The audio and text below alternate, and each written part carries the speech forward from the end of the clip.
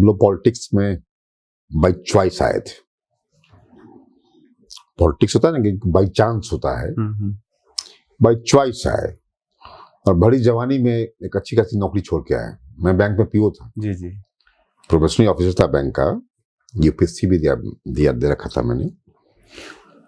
Cell में management training भी था, SAIL steel authority of India limited में। को कुल मिलाकर के हमारा एक बड़ा चेकर्ड कैरियर रहा, कलरफुल रहा। वेंचर कहें, एडवेंचर कहें, नौकरी भी कई हमने किया, दल भी कई देखा हम लोगों ने। लेकिन दल में जो एक दलीय ट्रेनिंग हुआ हम लोग का, जो पॉलिटिकल ट्रेनिंग हमारी हुई, वो लेफ्टिस्टिक मोड में ट्रेनिंग हुआ था। तो एक स्वभाव में एक रिबेलियन स्वभाव में एक प्रोग्रेसिव स्वभाव, एक चेंज मेकर, चेंज एजेंट का स्वभाव शुरू से था। बाद में लगा कि लेफ्टिस्टों के साथ रह करके एमपी एमएलए बनना बड़ा मुश्किल है। तो बीजेपी के करीब आया मैं, और बीजेपी के करीब लोग आते हैं तो जनरली अखिल भारतीय विद्यार्थी परिषद जो है उसके थ्रू आते हैं। मैं भारतीय मजदूर संघ के थ्रू आया। मैं उस समय बैंक में पीओ था, और बैंक में पीओ होने के कारण ट्रेड यूनियन में मेरी रुचि थी। तो बैंकों में ट्रेड यूनियन एटक का था, एआईटीयूसी जो सीपीआई का जो ट्रेड यूनियन हुई है उसका था। तो मैं उसका ऑफिसर्स एसोसिएशन का मैं जनरल सेक्रेटरी चुना गया। फिर बाद में जब तय किया कि हम लोग को बीजेपी में जाना है, तो भारतीय मजदूर संघ के पास आए।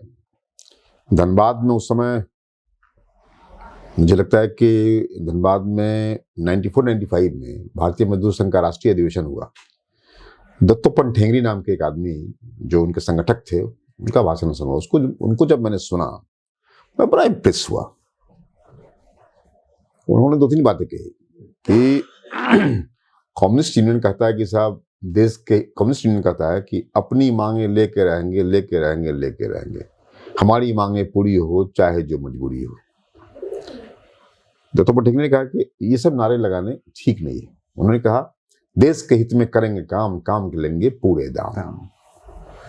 मजदूर के हित में करेंगे काम के लेंगे पूरे दाम।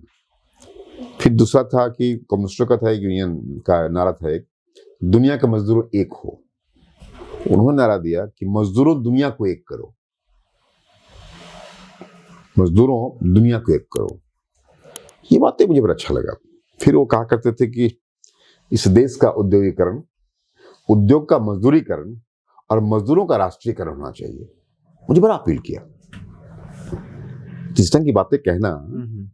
और वह दौर था जिस समय सरकारी संस्थाओं को लोग प्राइवेट संस्थाओं को राष्ट्रीयकरण कर रहे थे, नेशनलाइज कर रहे थे। लेकिन उन्होंने कहा कि नहीं, देश का औद्योगिकरण, उद्योग का मजदूरीकरण और मजदूरों का राष्ट्रीयकरण हो। तो हमने कहा कि तो लेफ्ट से आगे की बात कर रहा है ये आदमी।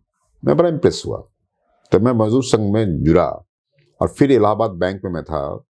इलाहाबाद बैंक में मैंने बनाया ऑफिसर का, ब्रेकअवे किया हमने उस कम्युनिस्ट यूनियन को, और NOBO, national organisation of bank officers, NOBO करके बीएमएस का ऑर्गेनाइजेशन था, उससे मैं जुड़ा। उसका यूनिट मैंने खड़ा किया इलाहाबाद बैंक में।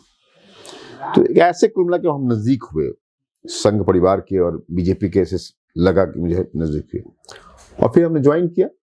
तो आपको फिर नक्सल आंदोलन से कैसे लोग एसोसिएट करते हैं? कई जगहों पे मैंने देखा। स्टूडेंट लाइफ में मैं आईसा का फाउंडर था। अच्छा।